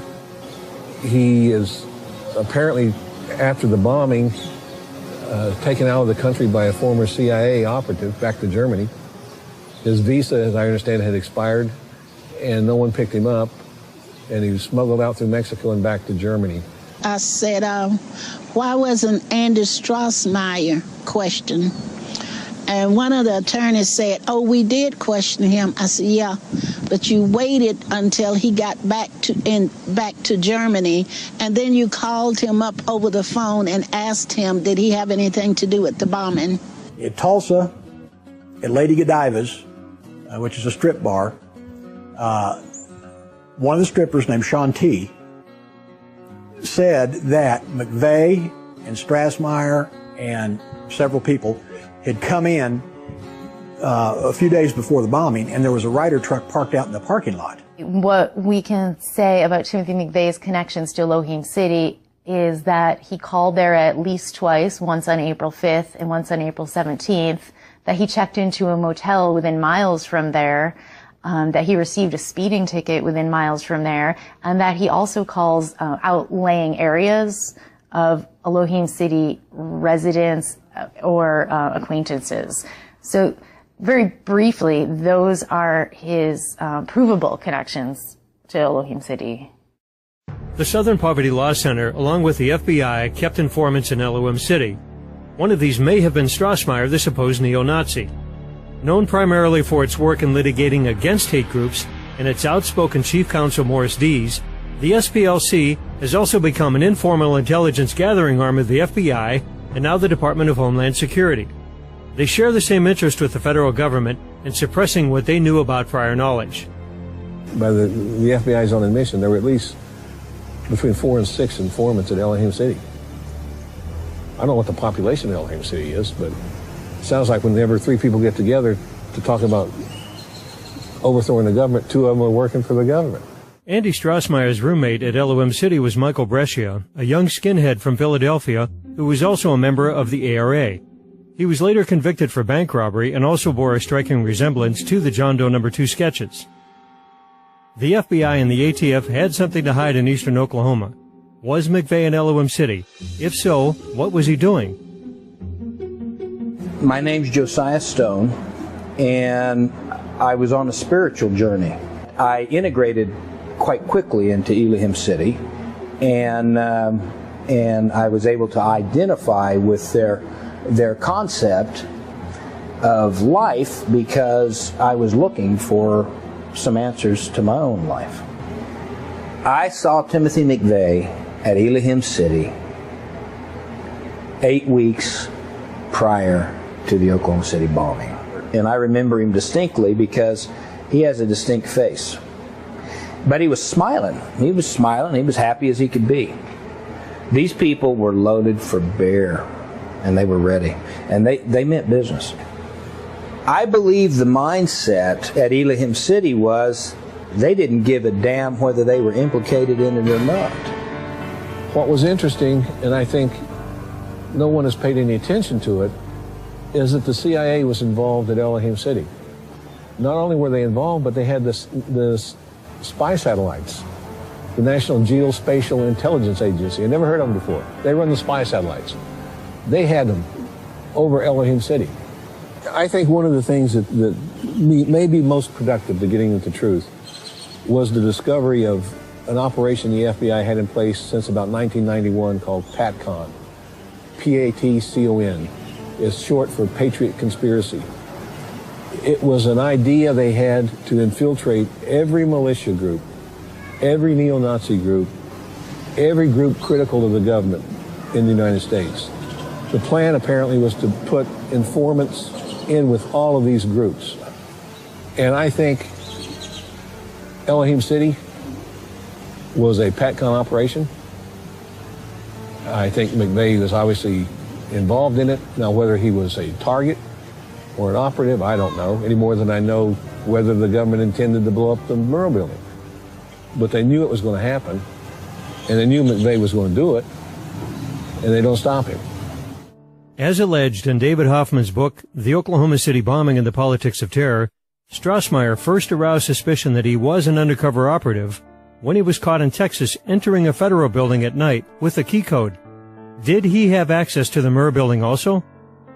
When we interviewed Jane Graham, who was a survivor, she said that when she went to work, it was either the day before or 2 days before, I don't remember which, she parked in the basement parking, and when she got out of her car and was walking across the parking garage, she saw 3 guys down there wearing coveralls and placing putty on the columns and stringing wire between the putty. Later, she picks out one of the guys from photographs and says, that's him, and it was Andreas Strassmeyer.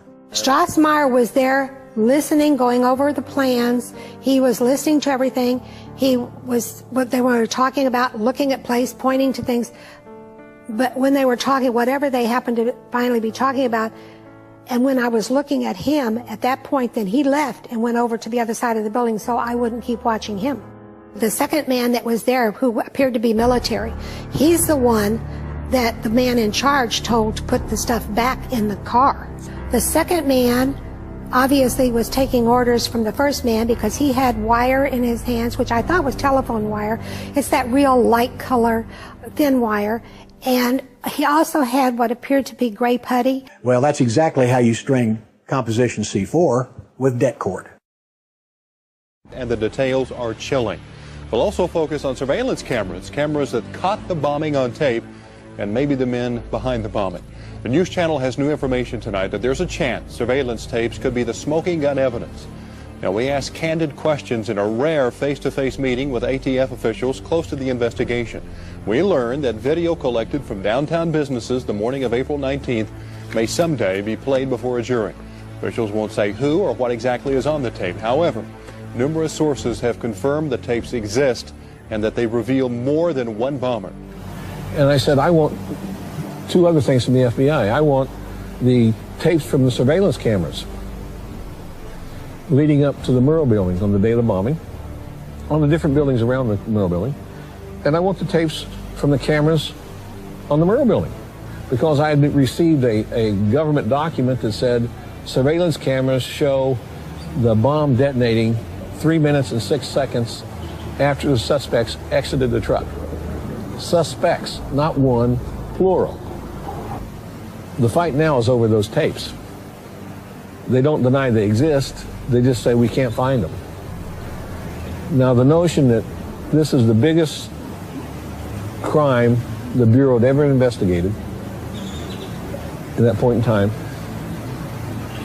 the largest mass murder in American history, the 2 most important pieces of evidence you have, the arrest of McVeigh and the videotape showing McVeigh delivering the bomb to the Murrah building, you can't find? Incredible.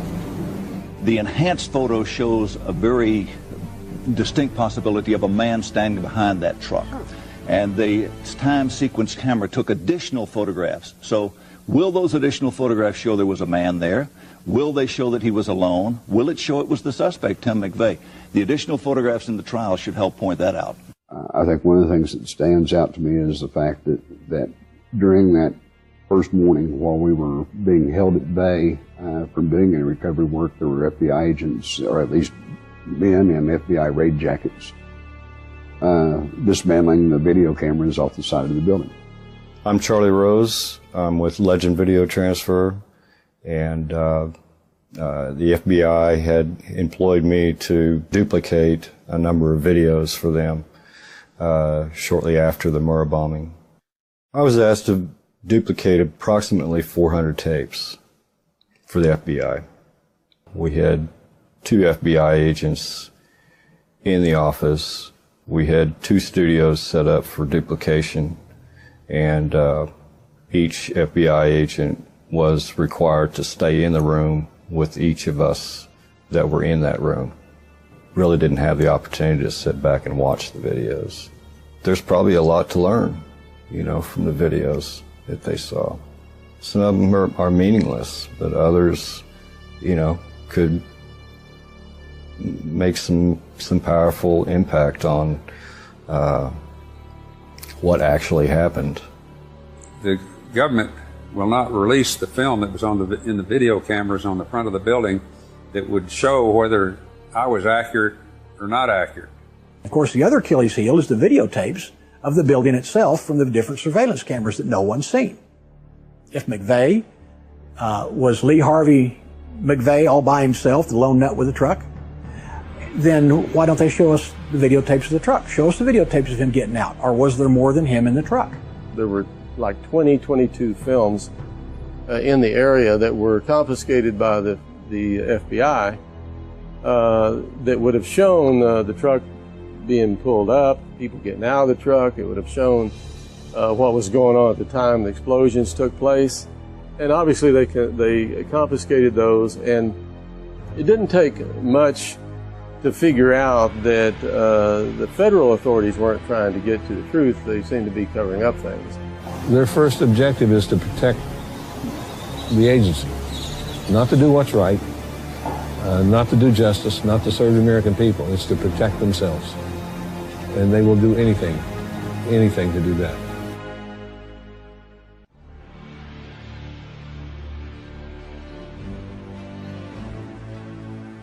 Tim McVeigh was honorably discharged from the Army 3 years before the bombing, leaving behind an exemplary service record. After a brief but intense combat experience in the Persian Gulf War, McVeigh tried out for the Special Forces. He pronounced himself unable to continue just a few days into the testing and returned to his unit demoralized and, some say, a changed man. Through being able to see Timothy McVeigh's letters to his defense team, this is really behind-the-scenes stuff, letters to his family, the memos that the defense team writes, which detail his mood from day to day, some of the medical reports while he's in prison, which detail his thoughts. On the one hand, you have the McVeigh who's mad at the government. On the other hand, you have the McVeigh who works for the government. The defense team themselves could never obtain his full military records, and that even though they were ordered by a judge. Where does he turn up? He turns up in Buffalo, New York. And while he's up there, he creates what's known as a legend. Now, legend is when you go undercover or you get sheep dipped. Sheep dipped means you change your identity, you change who you work for, and become a new person. He changes his personality up there, and all of a sudden he's ranting and raving about the Turner Diaries and overthrowing the government and all this other nonsense to where they're going. This guy's a wacko. He works up there 6 months and disappears. Where do we find him again? Going into militia meetings and doing the same thing, making sure he's noticed. If you look at Lee Harvey Oswald and Tim McVeigh and other patsies, they're very similar. They're in the military, they've got security clearances. McVeigh wrote a letter to his sister, who turned it over to the FBI, in which he admits that he was selected out of Special Forces training to participate in covert operations, to help run drugs to fund these operations, and to assassinate security risks. Mere bravado? Or was McVeigh telling the truth? The FBI had put wiretaps on the McVeigh family's phone after the bombing. And so I'm reading this conversation back and forth between his mother and his sister. There's actually a few of these conversations where they say, we don't understand why the FBI won't listen to us and why the media is reporting that Timothy McVeigh washed out or dropped out of Special Forces. They're saying, no, we were told that he was still active in the military and that he was working on these covert missions. And he told his family, he told many others, Terry Nichols has signed an affidavit, that McVeigh believed he was out there infiltrating militias and right-wing groups and was preparing to set them up. And then, of course, he later learned that he was the guy that got set up. If McVeigh was working for the government, what are we to make of the involvement of Terry Nichols, the only convicted accomplice? When Nichols had been convicted, but not given the death penalty, in federal court and in state court, he could not be tried again. He wrote to then Attorney General Ashcroft and said, come and see me. Come and see me and I'll tell you all about it. In his declaration, Nichols stated that crucial parts of this terrorist attack remain hidden from the American people, especially the identities of others unknown who collaborated with McVeigh in the bombing. McVeigh told Nichols that he had been recruited to perform undercover missions while in the U.S. Army.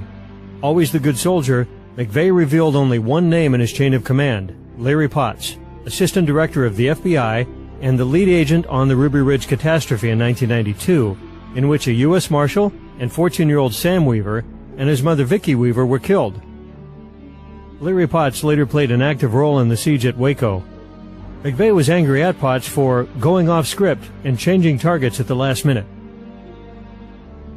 Another telling clue is on Tim McVeigh's death certificate. Despite being officially out of the military for 9 years and having held many different jobs since then, his listed occupation was U.S. Army. So why did Tim McVeigh take the fall for his accomplices? Perhaps the intervention of a known psychological warfare expert explains his silence till the end. The record clearly shows that Dr. Jolyon West consulted Timothy McVeigh's defense team. Dr. West had previously been a psychiatrist and consulted for Patty Hearst, Saran, and Jack Ruby. We know that Jolyon West was considered to be the #2 mind control expert in North America under only Dr. Ewing Cameron. Dr. West came under a lot of scrutiny during his time as chief of psychiatry at UCLA because he was proposing using prisoners, the general community, poor people, minorities as test subjects. And then West's career continues to flourish through the 80s, and he continues his research into hypnosis, branches out into terrorism and cults, even consulting and later writing about the Waco massacre. Dr. John Smith, that's even his real name, was the protege of Dr. Jolyon West, Mr. Mind Control, and he was McVeigh's doctor in prison. Today it's reported that he is one of the head psychiatrists, one of the head doctors at Guantanamo Bay. The fact that you've got the protege of one of the fathers of modern mind control now being the head of psychiatry at Guantanamo Bay, which is an admitted mind control laboratory, that's even mainstream news. I mean, you couldn't make this up in a spy novel. Truth is always stranger than fiction, and it's all hidden in plain view.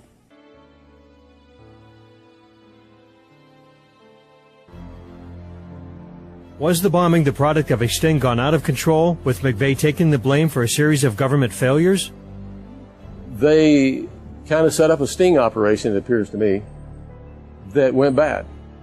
They thought they would stop, the efforts of Strassmeyer, Millar, and others through Elohim City.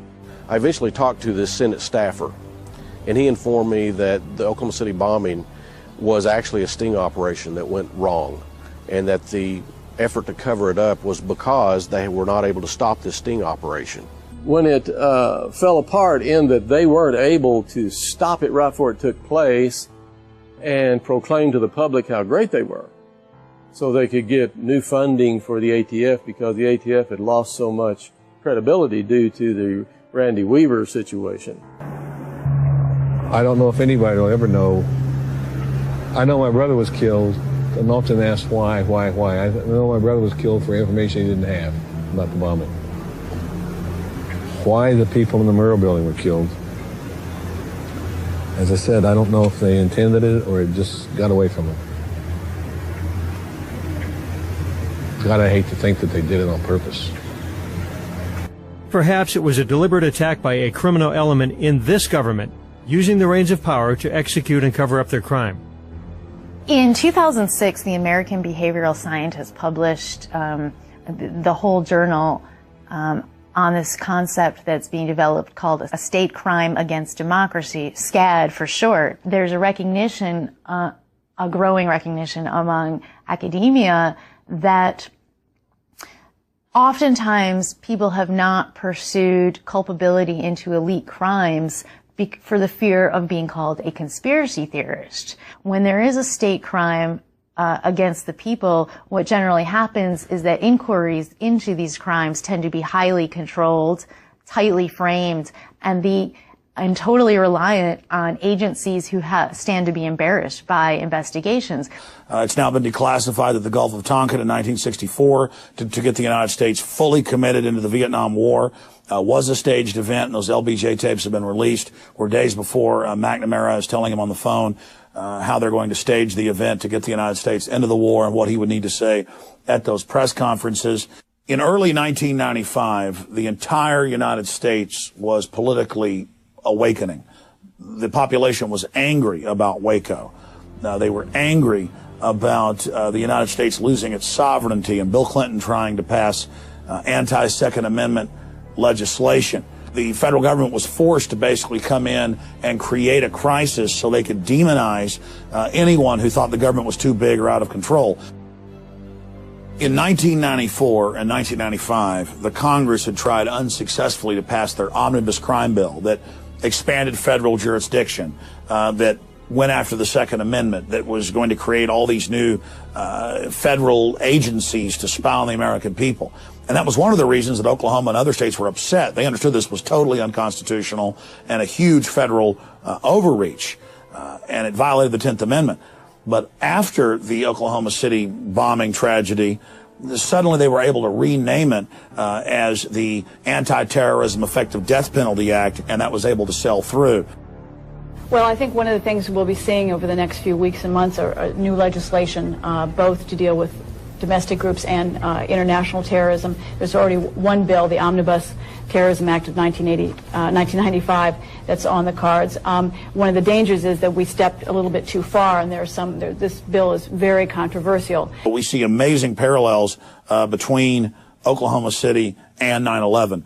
And we see it also being used as a mass conditioning tool to launch a new war.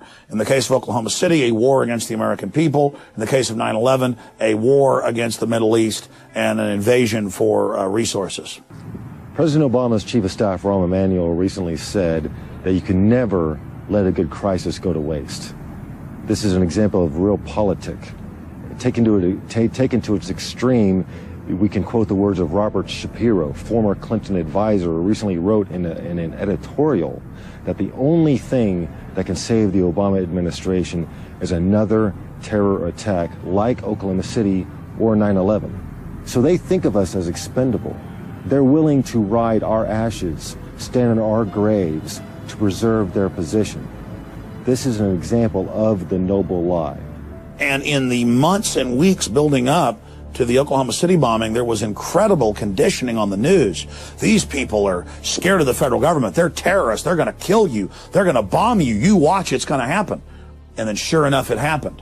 And then you look at the evidence, and government and black op fingerprints are all over it. The establishment is going to have trouble in the future orchestrating further atrocities like Oklahoma City, because the public is now really getting wise to their tricks. Oklahoma City is one of the best examples we've got where we can prove clearly that the official story is a fraud, that the government was involved and is using it to demonize good Americans.